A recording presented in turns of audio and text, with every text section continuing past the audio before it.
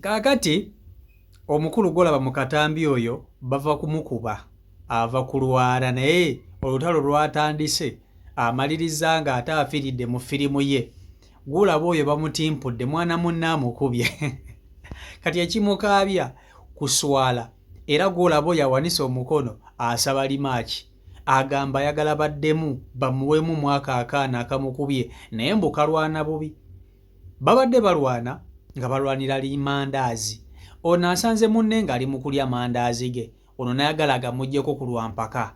Kati oli n'amugamba ssebo siggo ngulidde amandaazi gange, bonna abaana ba ku street balonda bucupa. N'amugamba siggo ngulidde amandaazi gange, nawenjeza ssente zange ensombye obucupa bwange nguze erindaazi lyange, gw'ova eri ojje omale galitwala. Ne batandika okwekuba nno ne balwanira ebyaddala. Kati wakati mu kulwana oli abadde alwana bubi amukutte ensigo ono bamukutte ensigo ne bazinyiga n'akuba omulanga n'agamba bannange ono alwana bubi, alwana nkwata ensigo anyize ensigo. N'atuula wansi musajja wano n'atandika okukaaba. Kati bw'akaabye endowooza obusungu ne bumujjula ate nga n'ebikonde bamufukiriddemu ebiwera, ebikonde bamutimpuddemu ebiwera. Abagambye nedda akaakana tekagendagenda na wiini yange, njagala mukampeemu limaaki. Ono golaba ali mu kusaba limaaki, ayagala bamuwe limaaki asooke naye akeesasuze, ayagala kukakuba naye agambye tayagala bintu bya kusika nsigo. Ayina engeri gy'abadde agoogeramu, mugenda mwewulira kagamba saagala kunsika manne, saagala njagala tulwane ne teri kunsika manne. Ne bannange abaana b'oku street, gwe gy'obeereko ng'otambula ng'oyita mu ttawuni ojja kusanga ku mwala eyo Nakivubo eyo, ku mwala gwa Nakivubo ogwo bakuba nti kati baaguzimba. Naye nowe bati nga adda ku ssaawa ya Queen ojja kusanga obwana eiva bubeera bulwana, bubeera bwekuba. Eŋŋuumi etokota mu bwana b'oku street obwo buli kaseera bo bubeera bulwana. Buli kamu kaba kaagala kalage munne wako nti ate mbuko ka kibuli ko kaakuba dda, okitegeera. Kaakati njagala nkutuuseeko vidiyo eno ogyerabireko. Vidiyo nkusaba ogimpereka like, onzijukize gwe wali olwanyeeko mu buto, ye gwe walwana naye yakuyisa atya, wamukuba yakkuba, kiki kye yakkola nga mwagala okwerwanyalwanya. Vidiyo yiiyo. Likola ki? Ekuzigamba nege aje tunamunera. Abadde ali mu kukwata ki? Dali kuziga nege.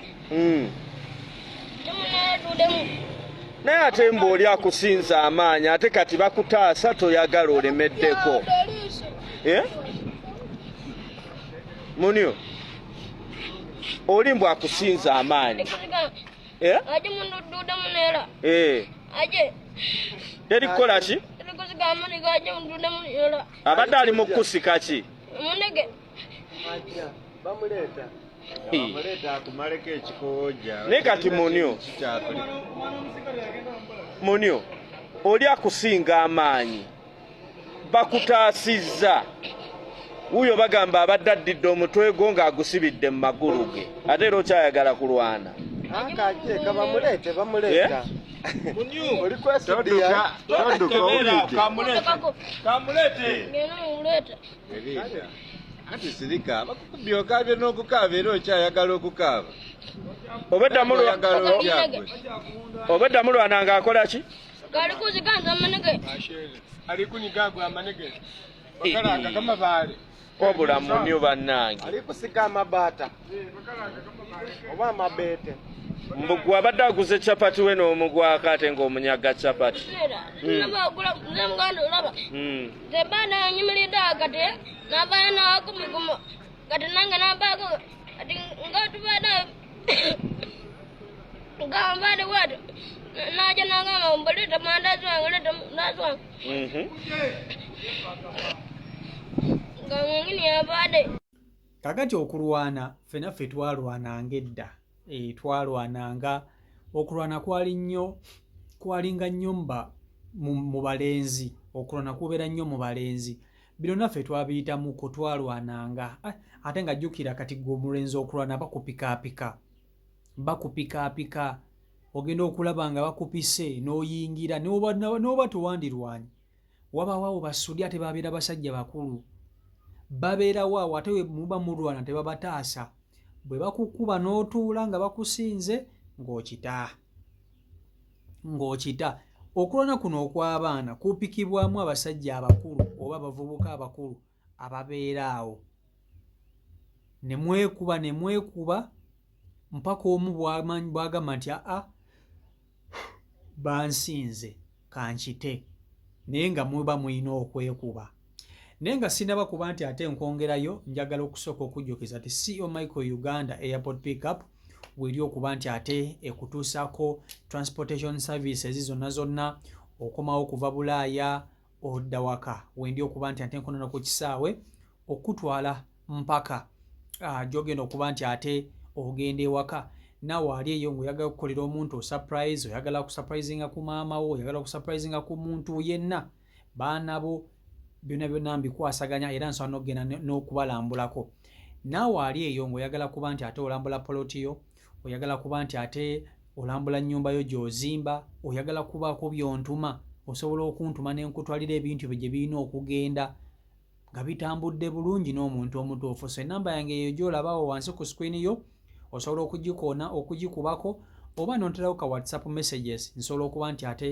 tukwatagana nga tuconnectinga bulungi nnyo kakati nga neeyongeddeyo nze siryerabira omanyi katize kati kambabuulire nze ndaba vidiyo eno nenzijjukiza ebintu bingi nnyo naffe bye twayitamu nga tuli baana bato nze nalina kojja wange kojja Steven naye kojja Steven oli yali asinga okutuwagamu mu nsonga z'okulwana nga kumpi buli muntu gwe tusanga mu kkubo aba ayagala tukubagane naye ffe twalwananga ebyaddala nga tulwana wakati nze nakulireyo Kasubi nga tulwana nga twekuba nga tugyewulira nno nga tuli bwana buto bwe tuti kwegamba mulimu stage gy'oyitamu noganda edda kituufu eno stage nagiwona naye siryerabira abamanyi ku luzzi lw'ebbawalakata luli eyo Kasubi baluyita bbawalakata oluzzi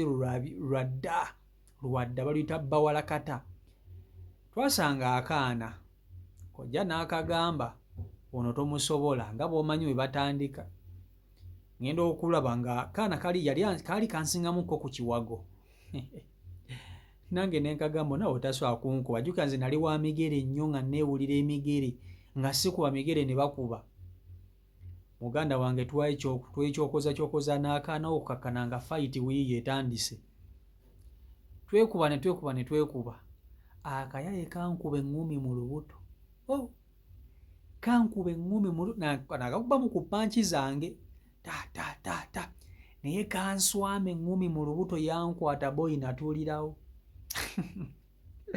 kankuba eŋŋumi mu lubuto natuulirawo ne neenyoola njagala okukaaba saagala kulaga nti binnuma naye nawulira ng'olubuto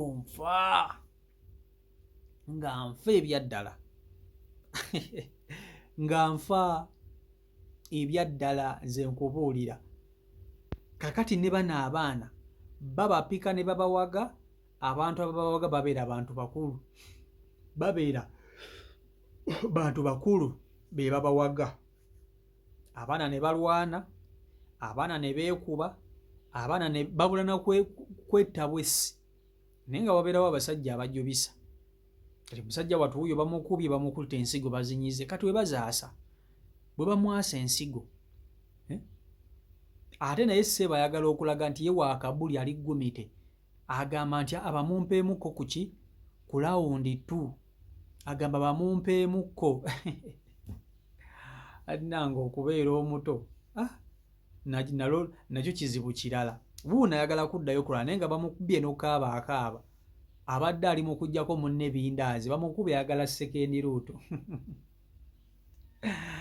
kale CEO Michael Uganda YouTube channel kwoli mwebale nnyo okuba nti ate mugoberera abeekumira ku mukutu mukola omulimu gw'amannyo nnyini ddala njagala okutwala omukisa guno okubeebaza mmwe mwenna abasubscribinga saako nammwe mwenna abalikinga nammwe abakomentinga nti twawezezza abasubscribers 4 n'ekitundu naye gonna maanyi gammwe mwebale nnyo mwebalire ddala. Singa si mmwe singa tetutuuse wano eno wetuli kati tuli mu lugendo olw'okuba nti ate tuweza basubscribers 5,000 mwebale nnyo mwebalire ddala mwebale kunjagala era mwebale kwagala kontenti wange nange mbasuubiza okubaweereza obulungi nnyo okukamala. Naawe atanaba kuba nti ate otwegattako nawe weegatte ku famire ey'abantu 4,000 n'ekitundu okuba nti ate tutambulira ddala wamu ekintu kino. Otherwise mbaagala nnyo. Omukama Katonda abankuumire abampere bye musinga okwagala mbeere bulungi mweraba. Peace and love.